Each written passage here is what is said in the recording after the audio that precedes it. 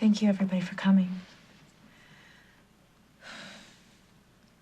So much has happened. So much pain, so much loss.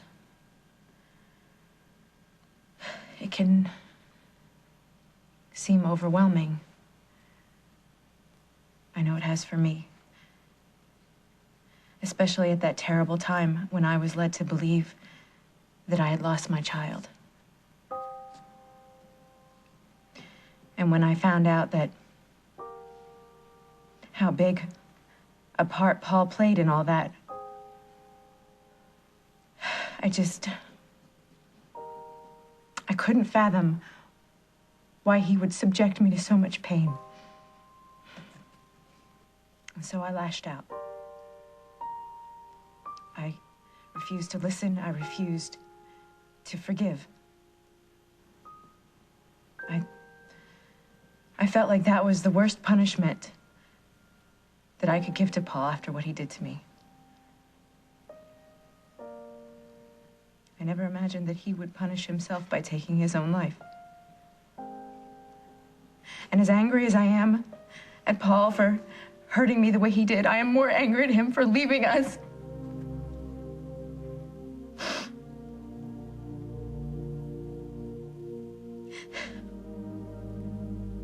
I think in time I could have found the forgiveness that Paul so desperately wanted from me. But now he will never know that.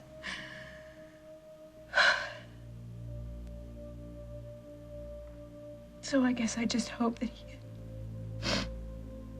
he somehow found some peace. Thank you again for coming.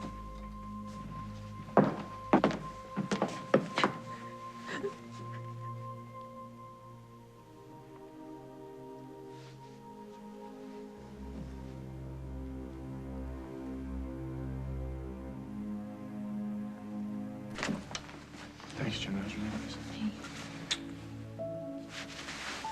And we're together. The three of us. We're here. Mom, this doesn't change anything between us. Oh, Will, Please. I'm not here. Emily, would you like to say a few words? Oh, do you really think Despite that this the is way appropriate? your relationship ended, there was a time you and Paul were devoted to each other. If there's anything you'd like to say, now's the time. Yes, you can. Yeah, you must. It'll look worse if you say nothing. To hell with Barbara. No, it's on purpose. What am I gonna say? You should just tell the truth, the good and the bad. Come on, everyone else has.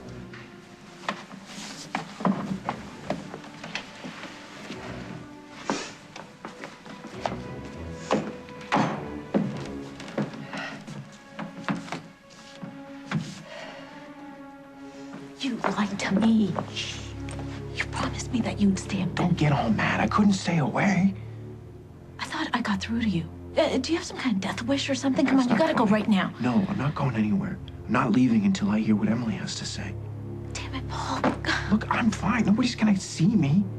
I would be much better if you would just leave me alone. No, I am not gonna let you mess up the only chance I have to get out of this mess you caused. I am getting you out of here if I have to drag you out myself. Make a public spectacle of yourself by giving up the ghost in front of everybody who hates us both. No, but they don't. I mean, that's the thing. Didn't you hear what Jennifer was saying? Jennifer is being generous because she thinks you're dead. If she knew you were faking this, she'd probably kill you herself. And if she doesn't, Dusty definitely will. Whatever you all may think, I love Paul. I loved him very much. Do we have to sit here and listen to this? This is hideous. And I know in his own way, he loved me. Meg, please. It's only for a few minutes. Let me back inside. I just wish that... I'm sorry, this was a mistake. I cannot do this. Don't make me do this, please. We have to know if Emily forgives me.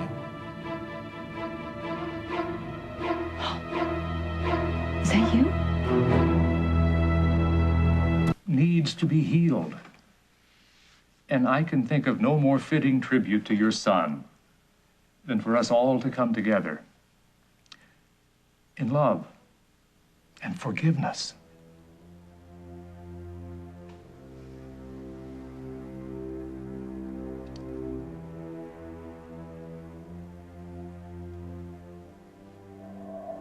I need to stay. I need to find out if my family's all right. That's Paul. That's his voice. Fine. It's your funeral. Oh, very funny. Yeah. Where are you going? You know what? You're on your own. I am not conspiring with a dead man. Excuse me, Meg. Is the service over? No. Did you see him? Who? Paul. I heard his voice. Emily, what are you talking about? Paul's dead. Meg, I heard his voice. There was a homeless guy out there talking about his family. What were you doing outside? I went to check on my car lights. I thought I'd left them on.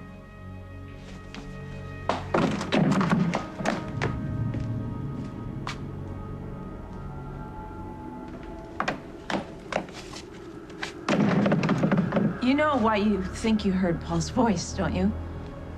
Guilt. What am I supposed to be guilty about? According to his mother, you're the reason Paul's dead. You were listening to Barbara? Look, I'm not the one who feels guilty here. Barbara claims that you alienated his affections, conspired with him to keep little Johnny from Jennifer, which I'm also guilty of. And you made him feel so lousy about himself that he called the wedding off and... And what, Meg? Well, the cops are saying it was a suicide. Because it was. They did tests. Right. Hi. You two ladies having a chin wag? Emily seems to think that she heard Paul's voice. From on high? I heard his voice, Henry. Henry, since you seem to be Emily's new best friend, or best last hope, I think you should take her home and give her some help. I'm sure your mother has a whole list of qualified therapists. I think she needs some help managing her feelings about Paul's untimely death. I have a better idea. Lots of drinks with little umbrellas.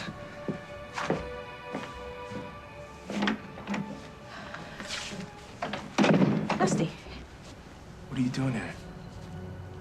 what, my mother has you on the payroll? What is this? You have no business here. Neither do you. You hate Paul Ryan. I saw your face in there. You're happy he's dead. That's not true. Oh, please. If Paul were alive, he would make life miserable for you and Jen. Couldn't wait to be free of him. So don't get all sanctimonious with me. I'm here to dance on the man's grave, and so are you. Builded you all the way up the mountain. Do you have any idea what you've done? Did you hear her? She forgave me. Yeah. Well, I haven't. You spiked yourself another fever. Oh, come on. I'm a little warm, but I'm not delusional. I know what I heard. And I saw her tears. So what, you want a medal? You made your sister cry. It Hasn't been the first time, and if she's lucky, it might be her really last. hot. Okay, well, in a minute, you'll be freezing. They both looked so sad. Will was there. I really think that if I were still alive and that I were home, that they would forgive me. Here.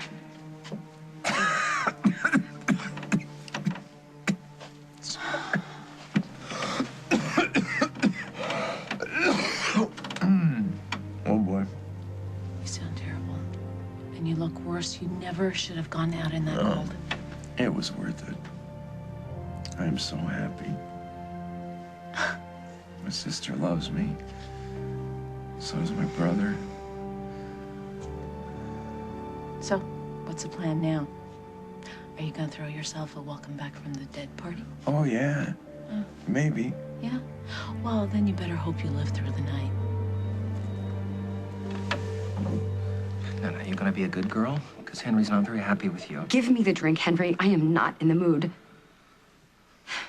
Never should have gone to that service. No, what you never should have done is run screaming down the aisle. Might as well have pinned a sign to your dress that said, "I shot Paul." Would you be quiet? You keep it up and I'm asking for adjoining cells. Whoa, whoa. You know, for a hardened criminal, you're not very optimistic. Optimistic? Yes, you have to assume that you're going to get away with it and then do whatever it takes. Oh, well, like giving the eulogy for the man I shot. Whatever it takes, Emily.